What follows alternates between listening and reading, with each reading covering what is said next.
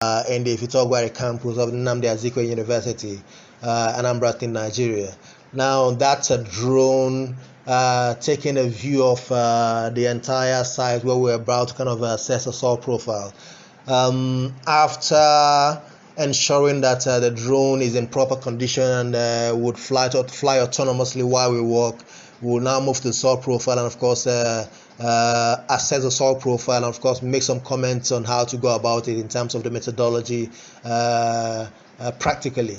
Now right now it's now flying autonomously and we're right back to the point where the soil profile is. It has been filled with water, so the attendants over there trying to get rid of the water so prior to the actual soil profiling and sample collection. The drone has reorganized itself and readjusted its position to get a proper view of the site. Now, having left the profile for a while and based on the fact that you have water within the profile, before you actually take samples and describe the profile, you need to clean the profile face with a spade, just like I'm doing right now.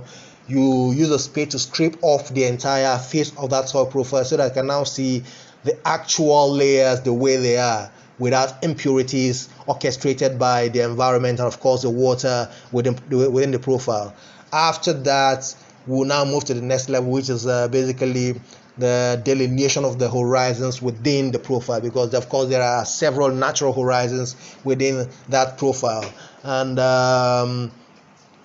after the horizons have been delineated, just like I'm about to commence the delineation activity right now, we will now talk about describing the soil, each of those soil horizons, recording what they look like in terms of the texture, the structure, the color, the root distribution, the consistency, the shear strength. All of those will be recorded for each of those natural horizons within the soil.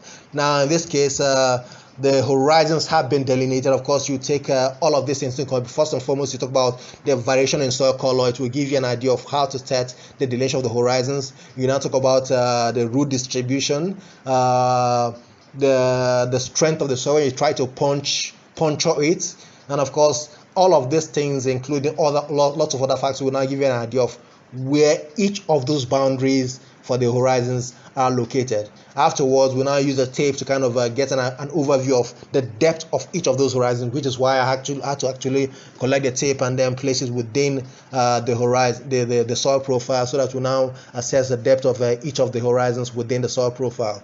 Now, after that has been determined, we will now talk about sample collection based on each of this depth, just like it's currently ongoing. But right now, what I'm doing within the soil profile right now is to assess the shear strength of the soil with the aid of a pocket shear vane apparatus.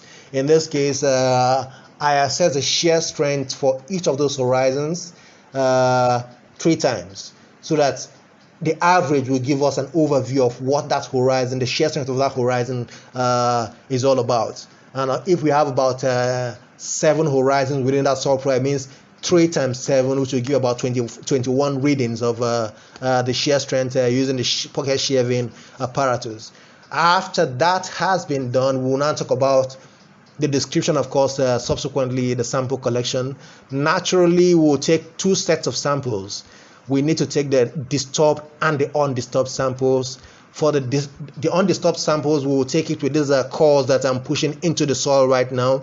Once that ring has been pushed into the soil, you now scrape off the soil around it, and of course bring out an undisturbed column of soil, which is now put into an airtight container to ensure that water vapor does not really evaporate from the core, and of course there is no disturbance from the external environment of that particular core. That's why it's called the undisturbed. This will now be used for the assessment of the hydraulic conductivity of the soil, saturated hydraulic conductivity, as well as the bulk density. After that has been done, of course, we'll now take the disturbed sample, where we will take samples from the bottom first horizons, then subsequently the upper horizons, all of which will be put in an airtight bag and taken back home to the lab for determination of the the routine chemical, physical, and morphologic properties of the soils. And after all of that have been done, we'll now talk about the land capability classes. We're going to talk about soil analysis, after which we'll do the land capability classification. The soil classification, of course, make land use recommendations for the sites. Well, the job is done right now, and the drone is about to return back to where it started. It's going to land, and of course, subsequently, we'll now close the current presentation of the work that was done right there in the field. Appreciate the site as the drone moves along, turns, and then goes down back to the ground where it took off from. Now that's a soil profile with different horizons delineated. Thank you for staying with us.